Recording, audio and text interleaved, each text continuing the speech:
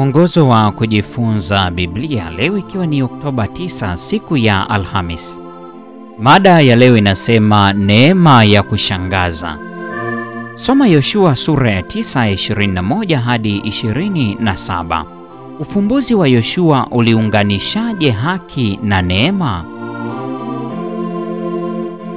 Hata kama watu wa Israeli wangetaka kuwashambulia Wagibeoni, wasingeruhusiwa kulifanya hilo kwa sababu ya kiapo kilichofanywa na viongozi wa jumuiya hii.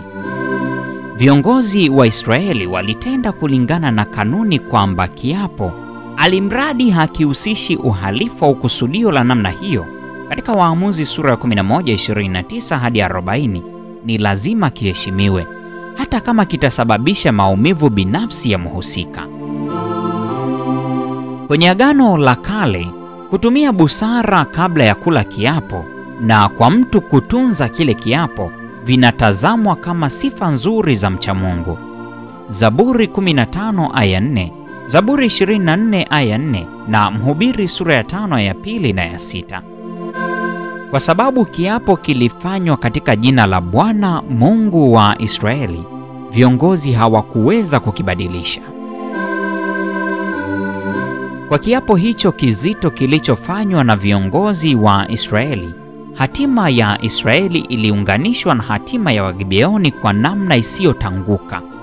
Kwa kweli, kwa kupewa kazi kama wapasua kuni na wateka maji kwa ajili ya nyumba ya Mungu, katika Yoshua sura ya 9:23, Wagibeoni walifanywa kuwa sehemu ya kudumu ya jumuiya ya ibada ya Israeli. Jibu la Yoshua kulingana na tamko la watawala wa Israeli ambalo lilitangaza utumwa kwa ajili ya mkutano wote, Yoshua sura ya 9:21, lilibadilisha laana na kuwa uwezekano wa baraka kwa Wagibeoni. Linganisha na Samueli wa pili sura ile ya 6 aya 11. Historia inayofuata ya Wagibeoni inathibitisha faida kubwa ambazo mji ulizipata pamoja na utiifu wao kwa watu wa Mungu. Kiapo kilichofanywa na Israeli kilidumu hata vizazi kadhaa baadaye, kiasi kwamba wakati wa Israeli waliporejea kutoka kuwa mateka wa Babeli, Wagibeoni walikuwa kati ya wale waliosaidia katika ujenzi mpya wa Yerusalemu.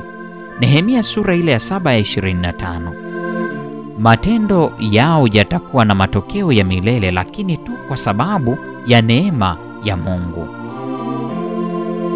Kungetokea nini ikiwa Wagibeoni wangefichua utambulisho wao mapema na kuomba rehema kama Rahabu alivyofanya? Hatujui, lakini hatuwezi kutupilia mbali uwezekano kwamba hata kutafuta ushauri wa mapenzi ya Mungu kungeleta matokeo ya kuwasamehe Wagibeoni wasiangamizwe. Kusudio la juu la Mungu si kuwaadhibu wenye dhambi, bali kuwaona wakitubu na kuwapatia rehema yake. Linganisha na Ezekiel 18:23 na Ezekiel 33:11. Hila ya Wagibeoni yapasa itazamwe kama wito kwa ajili ya rehema ya Mungu, kwa ajili ya tabia yake ya haki na ya wema. Ilikuwa ni kwa sababu ya Wakanaani kukataa kutubu na ukaidi wao kwa makusudi ya Mungu kuliko sababisha uamuzi wa kuangamizwa kwao. Mwanzo 15:16.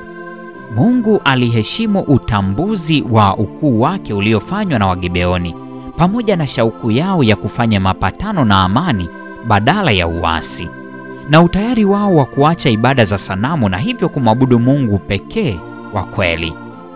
Mungu atubariki sote na nikutakia wakati mwema.